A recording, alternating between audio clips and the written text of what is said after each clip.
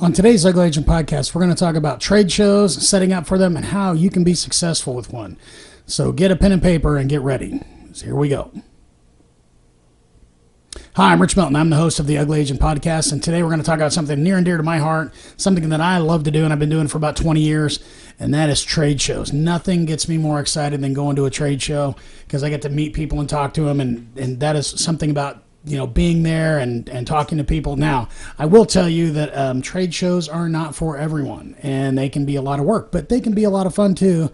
And that's kind of what we're going to get into, is how they can be fun and you can be successful with them. So I hope you have something to write down all these tips with, because these are kind of things over the last 20 years. These are things that I've implemented as a national sales manager, as a individual salesperson, that have made me successful through each one of all the shows. And I've literally done thousands of shows across the country. So these are going to be some tips that, if you're just starting out, or even if you've been doing it a while, you might not know and could help you greatly. So on the first one is we're going to start out with some different sections. And the first section is getting started. So on that one, you need to kind of figure out what your goal is, right? So is your goal to get email addresses so that you can, mail out some information to somebody? Is your goal, just straight out marketing for a product, or maybe you're going to do a GoFundMe later or something? You're trying to get some market research. You need to know these things before you go out. Are you going to be selling products? So when I talk about, selling, are you going to actually be, have a product that's either manufactured by you, or are you going to have one that somebody else manufactures and you resell? So like a point of sale item, whether it's, little widgets or whatever. And then are you going to be selling to individual retail establishments? You're going to be selling to wholesalers, dealers, distributors, whatever that term is. And then are you going to be selling to the retail public? So you need to know those things, and that's going to help determine how you set this up and the actions that you take from this point forward. So I will warn you that depending on what that is, you need to make sure that you figure out how you're going to sell it. Now, I can tell you from personal experience, if you have a new product that you have developed or you're not sure about, it's not bad to go get to go do a trade show and actually see what the market's like. So you can actually gauge market interest right away by having a show, just a random either home show or some kind of there's typically shows all over all the time. Go do a couple of those and find out if the market's soft for that product or not. So it's a very effective way to find out if you have something. So the next thing is you need to find out who your customer is. And that's, again, way back into the retail, wholesale, point of sale, church groups, etc. There are a lot of specific events for specific groups. And like, gun shows is a great example. There's pretty much one somewhere every weekend around the country. If you get online and search for it, like gunshows-USA, I think is the website, .com. And if you go to that one, it'll pretty much tell you across the country where everybody's having a show. So I know there are other sites like that for other things all over the country. So if you have a niche market, a niche product, you can actually find out where those shows are and where those people are going to be. Now, when you're finding those shows, you need to figure out which ones are going to benefit you the most, right? So, and your goals. So for me, when I was doing all these trade shows all over, selling Cover 6 gear, I would not do a show that was less than 1,000 tables. And to give you an idea, every show is going to tell you how many tables there are at a location.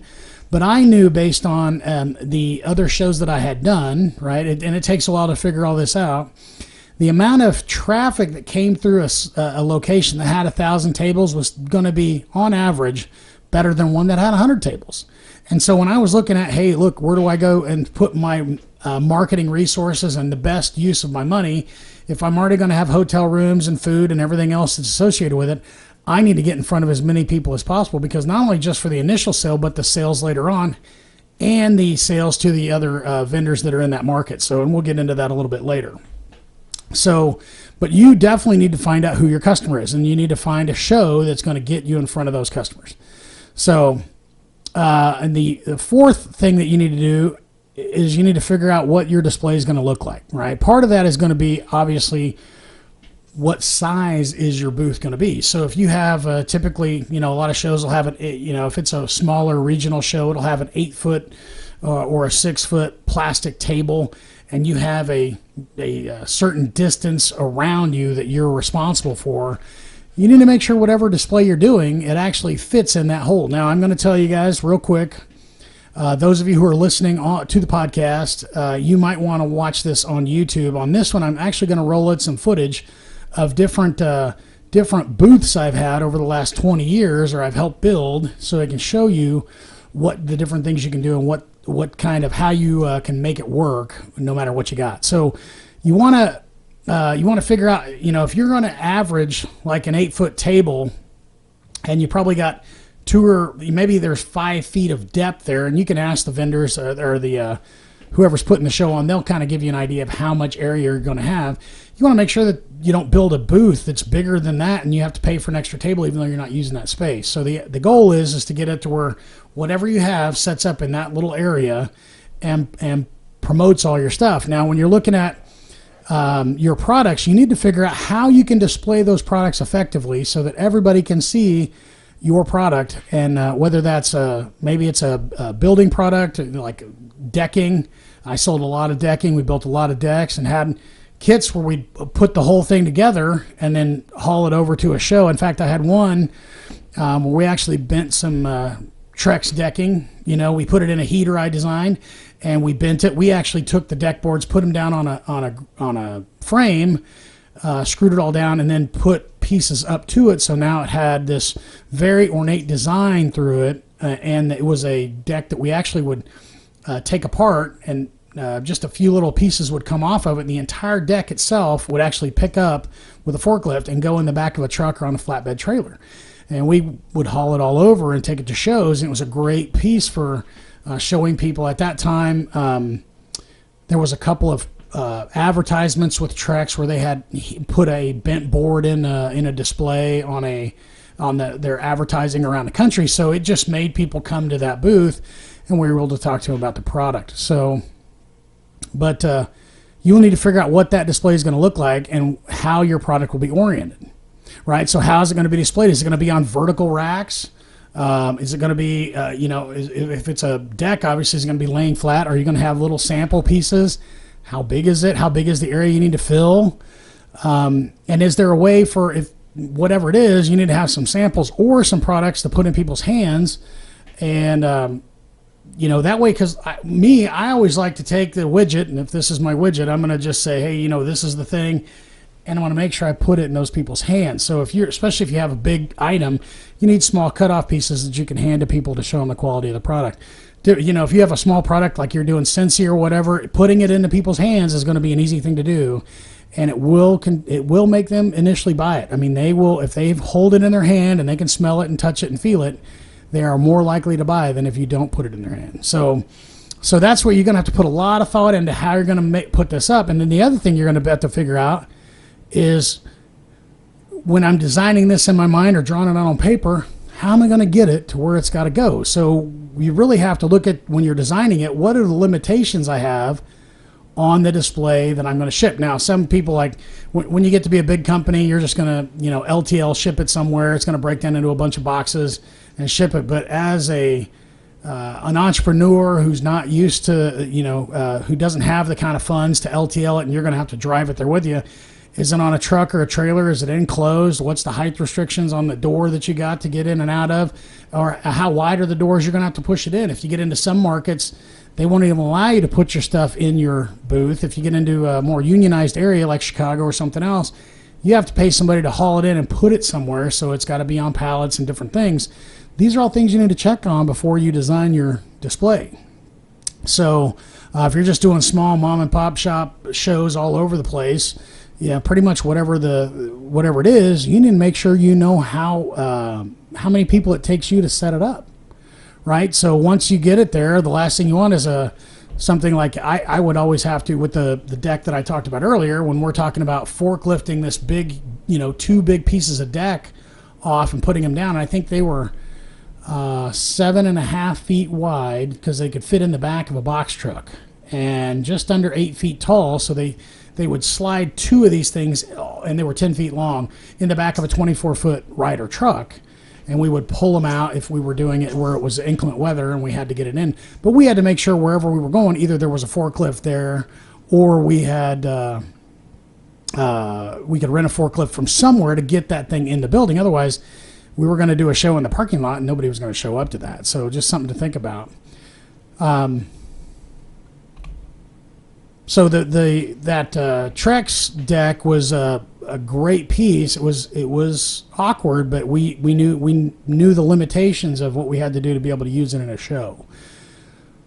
So number 5 here is, if at all possible, have an interactive display. And what I mean by that is something where people can go up and touch it again. Like a lot of times I sold a Nova Brick, which is a mortise brick siding. I was a salesperson for the distributor for that. And I would build displays, and one of the things is when you do it at a home show or whatever, if you have that product and then you can show people how it stacks, they're able to go up there and put the pieces in place. It's like big Legos, and it made them remember the product. They're more likely to remember it playing with it and touching it than they are if they just walked past it and looked at it briefly. So let's see here. So give me 1 second here. We're going to go ahead and take a real quick commercial break, and I will be right back with you guys. I want to talk to you for a second about concealed carry holsters, specifically the Cover 6 Gear single point swivel system. It is the most versatile holster on the planet. The single belt clip rotates and allows you to wear this holster anywhere on your body you can reach. Left to right-handed, we have models for over 170 different weapons, all handmade by an Amish family in Kansas. You can bet that when you get your Cover 6 Gear single point swivel system holster that you're going to love it. Be sure to go to cover6gear.com, put in the code UGLYAGENTS at checkout. You'll get 10% off your order. It's the most comfortable holster you'll ever wear. If you or someone you know is looking for a good realtor in the Kansas City area, go to richsellsforyou.com. That's Rich Sells, the number 4, and then YOU.com. You'll see I'm not your average agent. Videos, walkthrough presentations of every house, lots and lots of pictures. Whether you're looking for a listing agent or a buyer's agent in Kansas City or the surrounding areas, the safe bet is to go to richsellsforyou.com. When it comes to realtors, there's a new standard for excellence. At the time of this recording, I'm a licensed realtor with Crown Realty in Gardner, Kansas. All right, thank you guys for letting me take that break. So let me get some stuff ready here. So back to our discussion here on shows. So, you want to look at how many people, this number 6, by the way, is how many people are going to be working with you, and how many people you need to engage potential customers. So at your average show, if I'm doing a show like around the country, 1,000 tables, I could manage that pretty much by myself with limited interruptions and not miss too many people. So part of that we're going to get into a little bit later on how I manage that. But one of the big things is you have to look at, like we did the Great American Outdoor Show, right? So there are, I think it was 10,000 people or something that came the first day of the Great American Outdoor Show when we did that. Now that show it's a great example of you just don't even know what you're getting into. It's 9 days long, and it goes most days from about 10 a.m. Well, some days it started at 8 and it goes until about 8 p.m. So some days it was 10 to 6, some days it was 10 to 8, and Sundays were a little off. But there was at least a minimum of an 8-hour day on that. So now you can imagine if you got that kind of time, obviously no matter how motivated you are, it's pretty tough to do it all by yourself and not have to worry about, did I miss somebody? Did I not get what I needed done? So we will always have to make sure to bring enough people with us to operate the booth, make sure that people were, when you're paying that kind of money for a trip like that, the last thing you want is to have the wrong person or the right person, I guess, get away from you, not knowing that you're available and what your product is because you were gone. So, and eventually you're going to have to go to the bathroom, get something to eat, whatever. So you want to make sure you bring enough people to make sure you cover, even if it's your kids. I mean, I've had my kids work the booth for me and just standing there when I go to take a bathroom break, and it makes a big difference on getting stuff done. So this is one of those things where I wish I had done a long time ago. I would get some kind of a laptop, an older one or whatever, and have a program on there where you can collect email addresses. So if you just have it sitting over there and say, hey, sign up for our email list, if you get a handful of emails every show, you'd be surprised if you're doing the show. Like I used to do 40 shows a year, 42 on average. And, if you get 10 a week, that's you're 420 emails by the end of the year. And that's 10 is going to be a pretty low number because every person you talk to, every person that wants to buy your stuff, just go ahead and tell them, hey, just go ahead and punch in your information in here real quick. And that way we'll have it on file. you would be amazed at how much you have by the end of the year. And you can stay in contact with those people, and they're going to notice your emails because they're familiar with your product. So it's just easier to do it right then, right? So now, when you were talking about the computer there, one of the things you need to think about is, do you need power for your booth? Are you going to have like a water fountain?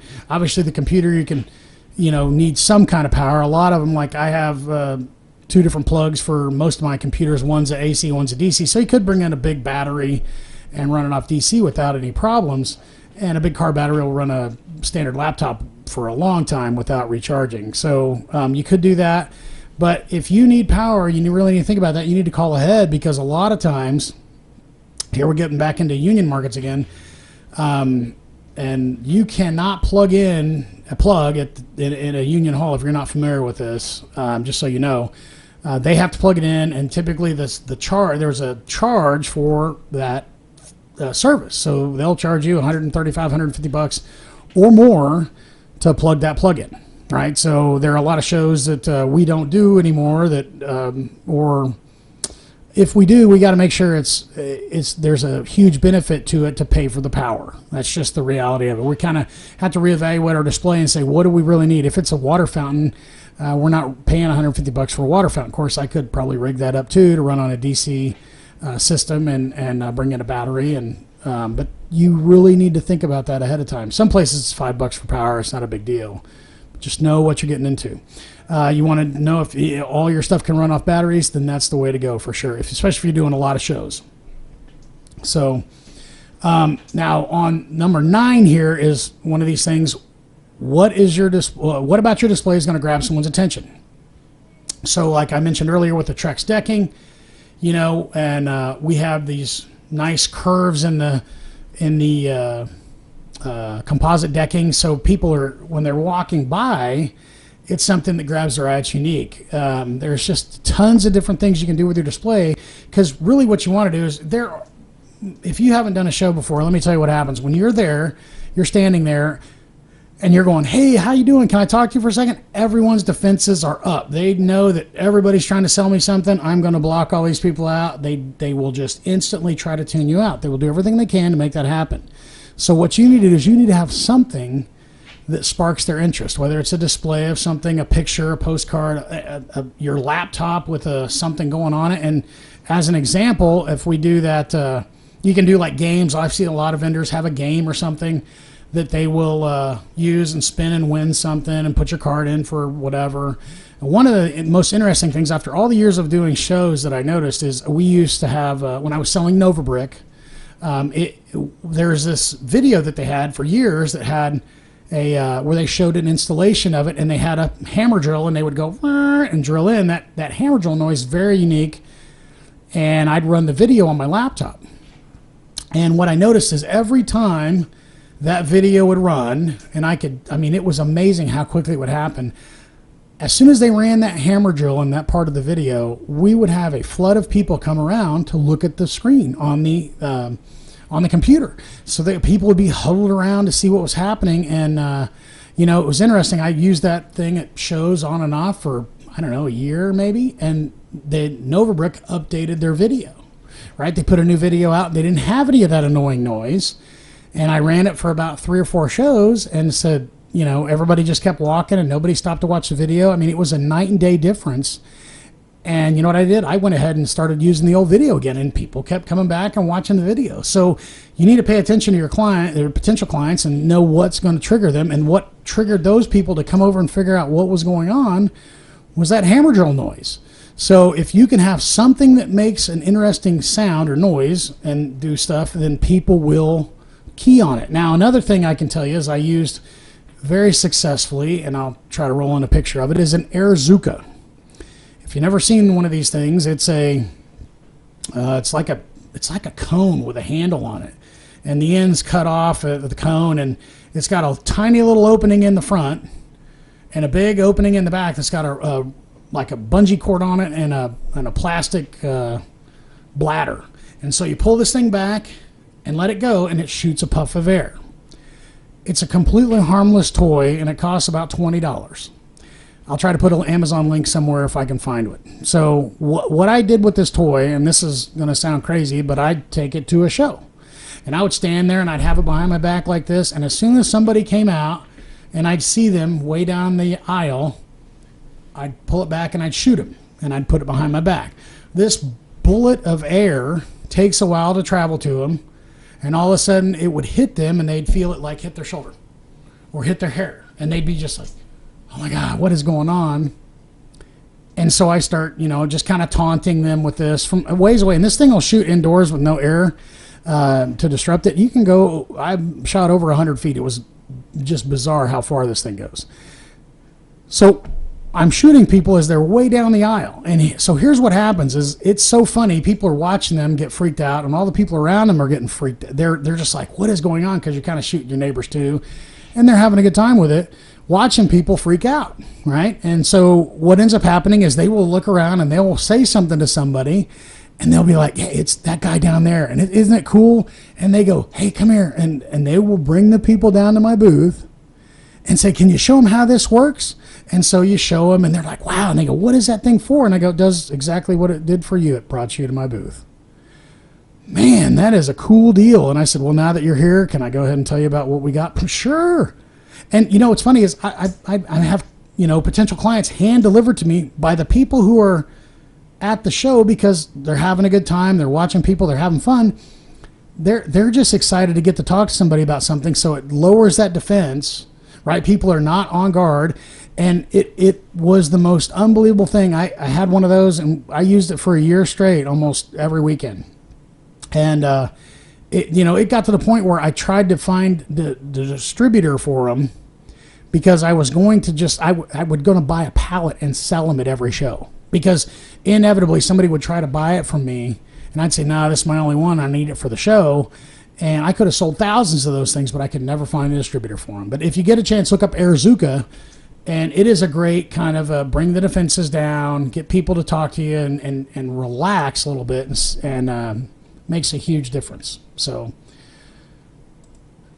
we've got, so now here's I'm going to go into the things that you should do at the show, right? So when you're there, the booth's already set up. You went to bed the night before. By the way, the night before, go to bed early. And I cannot stress this enough. I will probably say it again. When you're at these shows, especially like in Vegas and stuff, when I was a national sales manager for a company, I would tell my guys, I can't tell you what to do, but your job is to work this booth while we're in Vegas. You cannot be out late at night. You need to be coming back because if you're dragging butt, guess what's going to happen? It's reflecting poorly on you. And there was a couple of guys who did not get the message.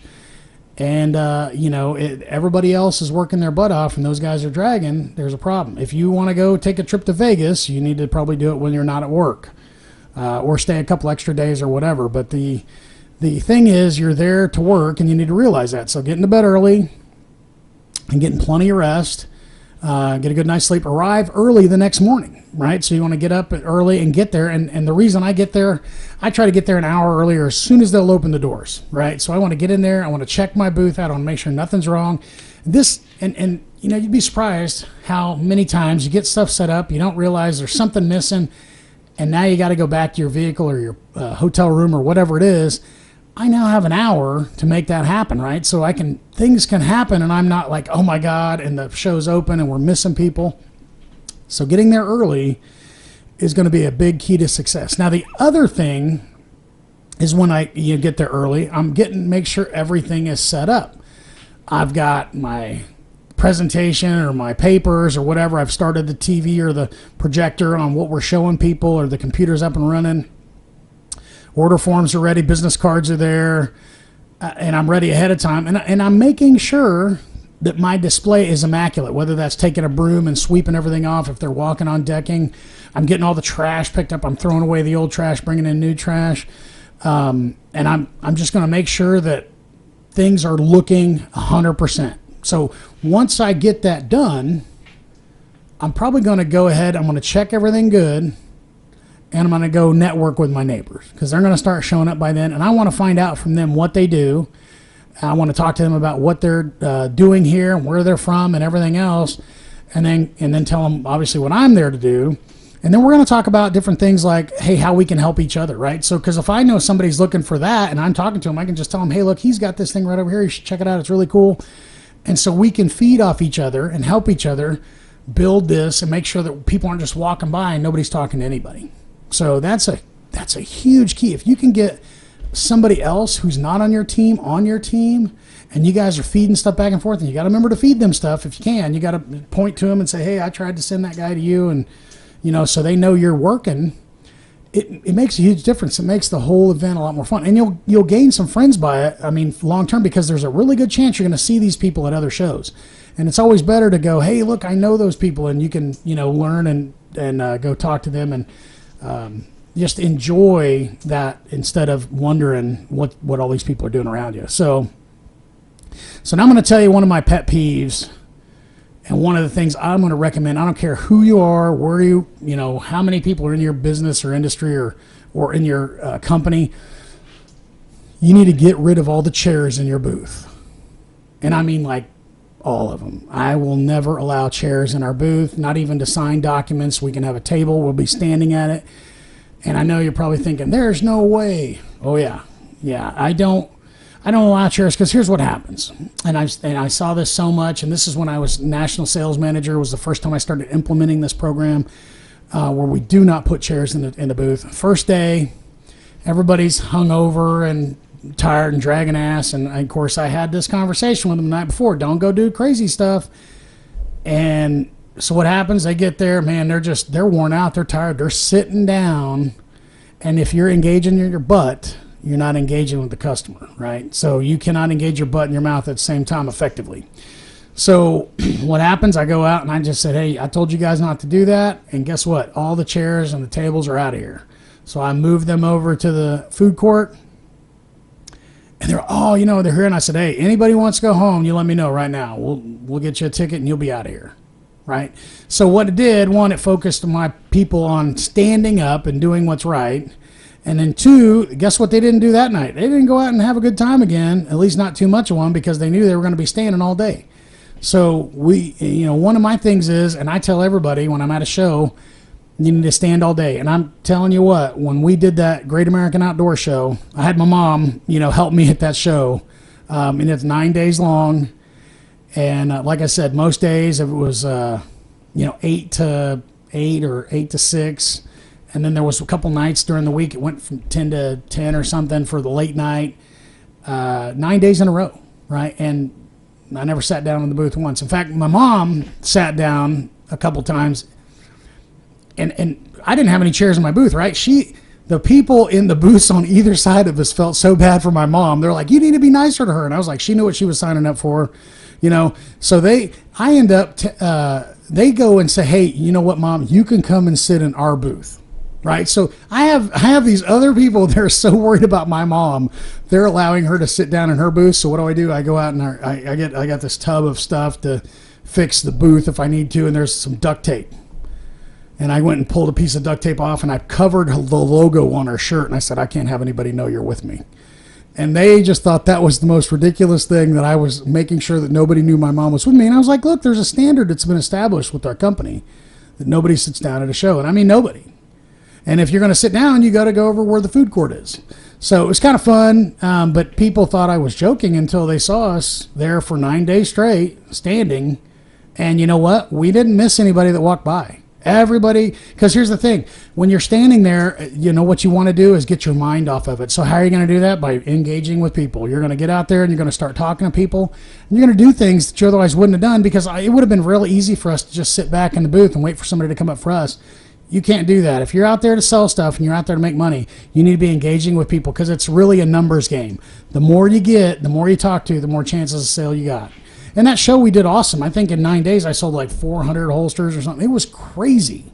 But it was because we were busy and we were engaged with the people. And then the day didn't drag on either. The only day it dragged on in the 2 years we went to that show was, there was a blizzard one day, and it kind of closed up the place. So, you can't fight that. And I think we went over and sat at the food court because there was absolutely nobody in the place. So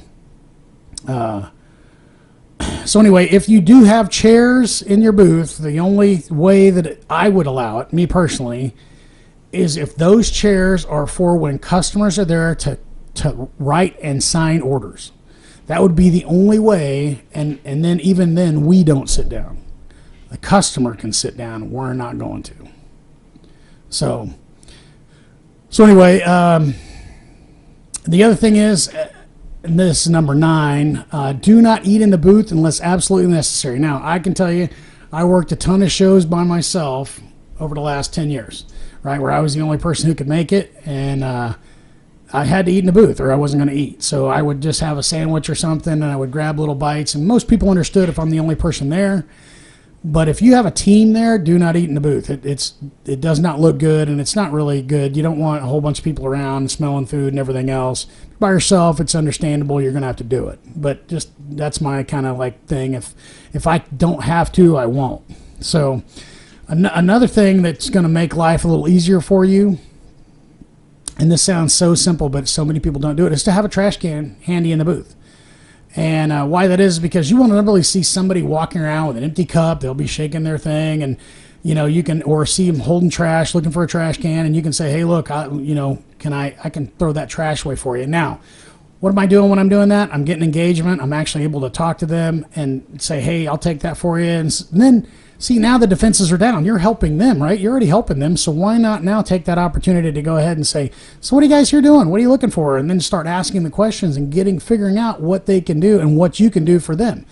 So having that trash can there and having it typically out in the open where people can see it, and it doesn't have to be really big, but it does need to be pretty empty. So as it starts to pile up, just go dump it in one of the bigger trash cans around there. So it is a really good way to meet people. You'd be surprised. So bring, the number 11 is bring gum or mints, because especially when you're talking like this, you're going to get dry mouth. You're going to have bad breath. Nothing scares people off worse than bad breath. So you don't want to be that guy. So just go ahead and have some with you. Make sure you got something. And the final thing on this section is to have bottles of water for you and the people walking by. Because here's the thing. If you got bottles of water in a cooler stashed somewhere, the bottles of water at any of these venues is ridiculous, right? So just have some with you. And so that way, if people are walking by and you hear them say, yeah, I need to get something to drink, go, hey, look here, I've got some water over here. Come on over here. Get them a bottle of water. What's it going to cost you? 58 cents maybe. But you know what? Now you're handing them a bottle of water. You say, so how are you guys liking the show? And now you have a chance to talk to somebody. I mean, it is like the easiest way to bring down a barrier and get somebody on your team is to offer them a drink when they're dying of thirst. So, I mean, there's a lot of times when I've done shows all over, and my kids will sell water for $1 and clean up. People are wandering around wanting a bottle of water instead of wandering to find a faucet or something to fill up their water with, right? So, or a water fountain. So, it is something so simple, but yet it makes such a big difference. So if you give me a second here, I'm going to go ahead and we're going to take another quick commercial break, and then I will be right back with you guys. Are you ready to lose dangerous, unwanted weight, drop inches, and melt away fat fast without dieting? My friend Brio Guerra has a clinically proven system that will have you losing that muffin top, aging backwards, shredding pounds, and gaining lean muscle, all naturally. At less than $3 a meal, you deserve this kind of health and simplicity in your life. In 30 days, you'll get your health back or your money back. They guarantee results. So contact Brio Guerra right now at 816-520-8102. Tell her you heard this on the Ugly Agent podcast for a free health and coaching consultation. Don't forget to ask about their generous referral program. Make money while you lose weight. That sounds like a great plan for 2019. Chris and Jennifer with The Perfect Spot For You are my personal photographers on all my listings. You can go to theperfectspotforyou.com and check out their work. I highly recommend these folks. For my entrepreneurial photographers out there, they do have a franchise option that you can look into. They'll get you set up, squared away, and get you on track in no time at all. They've even taken all the Ugly Agent podcast photos. Give them a call. Get something set up today. 913-201-2229. Tell them the Ugly Agent sent you.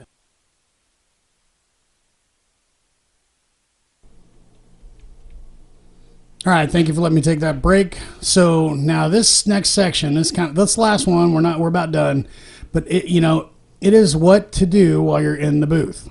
So I guess not the last section, we're close to it, but so the first thing is you want to have fun, and that shows. People notice. So if you're having a good time, you're out there just, hey, look, how's it going? And I will tell you what, I don't it's hard for me to stand in my booth. I'm usually the one who's kind of out there, and I want to know every person that walks by me is going to know that I was there that day, right? I mean, I get to talk to all of them about holsters or whatever I'm selling, or lumber, or Trex decking. But you know what? Eventually they're going to know that I was there because they're going to see me, and the other vendors are going to see me too. That's how they're going to know. That's how you know you have a good person, or you're a good person working the booth, is when the other vendors around you have heard you tell your story so many times, they know it by heart. And that's when you know you're really successful. So you want to engage with everybody who walks by, find something interesting and unusual to talk about, or to ask them. So this is, again, where the Airzuka was a great tool, especially if you're not a real people person and you need to just have somebody come up and start talking to you. The Airzuka or something like it would be a good option. So I try not to do anything that has like a Nerf gun with darts or whatever, because those can be deadly. I have, in the probably on and off 6-7 years of using the Airzuka, I think I had one person complain. That was one vendor comes to mind, and then one person who was upset that I shot her with a puff of air. You will find them. It takes a while, but you will find them. So but really, it's a puff of air. What are you going to do? Write me up? Is that assault? I mean, there's a fan in every building that you're going to go in. So just get over it. So one of the big things is you're going to make eye contact and wave at people that walk by, right? So you're going, hey, how you doing? How's it going? Hey, can I answer any questions for you on whatever? And, if you're that person, I'm going to tell you, they might say no.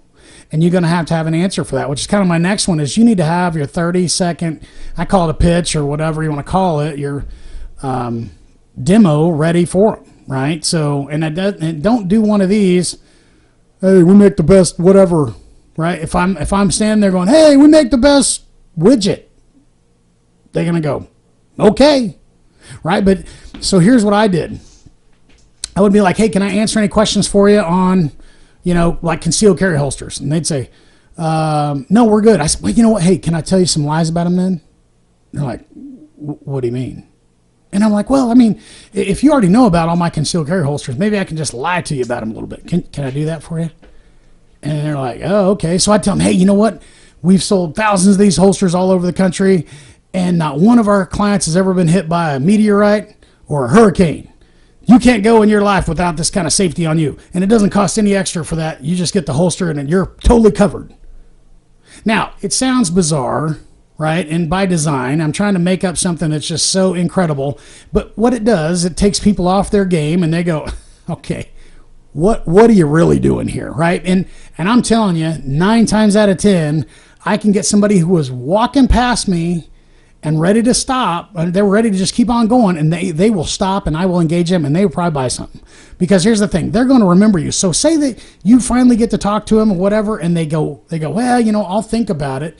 When they think back of whatever it is they were wondering about or interested in whenever they were here, you're going to be the thing that comes up in their mind, because who else does that, right? Who else offers to lie to somebody and tells them they know they're lying right out of the gate?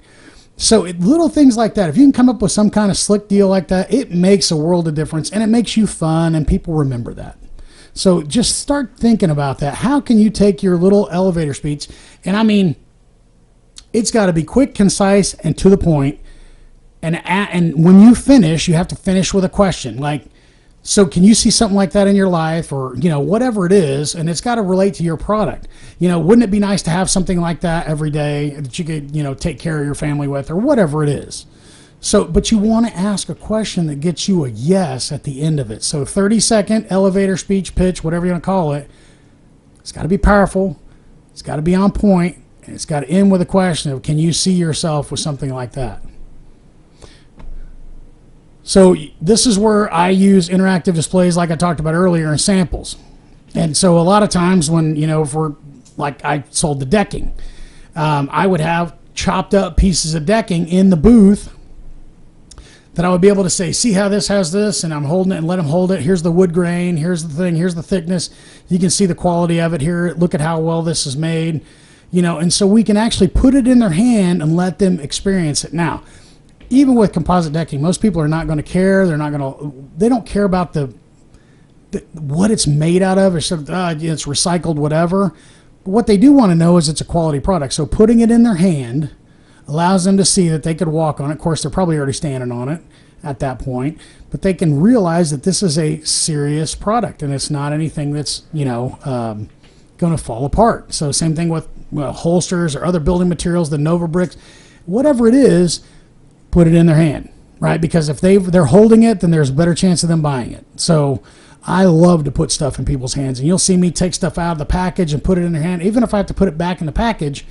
And so what I did a long time, selling holsters, I'd be, when I'm standing there to show, I'm going, hey, what's your daily carry gun? And they go, oh, it's, Glock 26. And I go grab it off the shelf. Here's Glock 26, put it in their hand. I take it out of the package and put it in their hand. And I'm like, go ahead and try it on, do whatever, see what it's like, right? Because the more they use it, the more they play with it, the more likely they are to buy it. So just remember that. So, and here's number 6, this is the last one in the section, is you need to ask a lot of questions. Right, the what, where, when, how, the time frame. So so this is the what, where, when, how is all going to be like, it's different for your particular product, right? The time frame is a big one because you want to know if somebody, like if you're selling decking, or building materials or whatever, when are you going to be doing this project? Well, how far out are you? And then especially when you're selling building products or something that's installed by someone else, or can be. You want to ask the time frame because you need to know that, let them know on the delivery side or whatever. But you also want to be able to say, hey, do you need certified installation? Because if they're somebody who's going to be installing a deck or whatever else, maybe they're not going to do it. Maybe they're not interested in doing it. But you can actually do a great job of building up a base of your installers and helping them out. So like when I was selling decking, my goal was to go get those installers and those lumber yards who sold my product. I'd be like, hey, where do you live? And they would tell me what town, right? And I'd say, oh, this lumber yard here, you can get that from me. And oh, I know an installer in that market who does a great job. Now I'm calling that lumber yard and that installer saying, hey, I've got a person that's hot and ready to go. I've got them ready. Here's their contact information. And I did that all the time as a distributor. I would go find people and sell the deal for them. So all my contractors had to do, and my lumberyard, was take the order. Now, who doesn't want to do business with me on everything else at that point? They're wanting me to do everything for them because they know nobody's going to sell it better than me anyway, right? And this is so true when we look at installers, as I was one. And as an installer, I wasn't a very good salesperson, but I knew how to sell the installation side of it. If I can actually go out and sell the product for them, and all they got to do is install, and I can keep them busy, man, you want to talk about being loyal to me. And if I'm selling a great product, they're excited about it. So, and that's the thing for me, I only sell great products. I don't sell anything that I don't think is worth it. So, unfortunately, there are a lot of people like that out there. But most of you who are watching this probably realize you do have a great product, and the world just needs to know about it. So that is the key. We got to make sure that they know about it, and they have anybody who can help you do it is out there doing it as well. So now this is the final part of this, and this is the big one: what to do when the show's over. So if that show goes 9 to 5 or whatever it is, now you're hopefully been on your feet all day, right? We've not sat down except for maybe to take a break and have some lunch or something, but you're going to go and this is a key. No matter what you do, your primary focus should be to rest, right? You're going to go, whether it's right to the hotel room or go get some food or whatever. If you've been on your feet all day, you deserve to sit down, right? So you're going to go ahead and go rest, then go grab some dinner, relax in the hotel room, and then you're going to go ahead and, I try to sit down, elevate my feet, and really get the blood back out of there, and then, go to bed early, right? Because we're going to do it again tomorrow. And here's the thing: if you're dragging butt, not doing anything, not looking at all like you want to be there, nobody's going to want to be around you. That's just the reality of our world. So a couple of examples. When we did the Great American Outdoor Show, we not only had to go and work that long shift, but we had to go the next that night. We would get back, and we had selling more stuff than we'd ever planned on. So we're having shipments come in from Kansas so we could refill the inventory. And so now we work a 12-hour day, and then we have to go back to the hotel room and bag and package all of the holsters that came in so we could have inventory for the next day. Great problem to have, but man, talk about tired. And I mean to tell you, when we were done with that show, I remember every time we did it, just exhausting, just wears you down. But you know what? When you're driving home with a pocket full of cash, it kind of makes up for it. So, you know, and then the other thing is Vegas, like my guys went out there when I was the national sales manager. That first day was rough on them when everybody had a party and they decided that they were going to be out late and everything else. And I took those tables away and the chairs. It really kind of changed the whole attitude of the way things were going to go down in Vegas, right? So they knew that, hey, I can't stay out all night long because we're going to have to work tomorrow. He's expecting us to do this because I reminded them that's why they're getting paid to be here, right? This is not a vacation. This is work. And a lot of people have a problem separating that. And I know doing SHOT Shows for a year, you'll see it. I'll get there first thing in the morning. And man, you'll see those guys who, I mean, I don't know that they even made it home. You know, they just rolled right in the morning and just feeling rough. Now, if you're there at the show to walk around and do whatever, by all means, do whatever you like. But if you're going to be working there or you're going to have people working for you, you need to set the expectation and say, we're going to go to bed early. And if you guys want, you can stay a couple extra days later at your own expense, right? But you're going to be here working, if nothing else. So anyway, that was kind of my thing on my how to work a trade show. And I hope if you guys have any other questions, feel free to send me a message or go ahead and comment down or make a comment down in the comment section. Also, by the way, please like, share, and subscribe. I appreciate everything you guys are doing as far as letting everybody know about the Ugly Agent podcast. And then, like I said, if you have any questions, don't hesitate to send me a message or comment. So anyway, as always, I am here to serve you guys. So thank you so much and have a great day.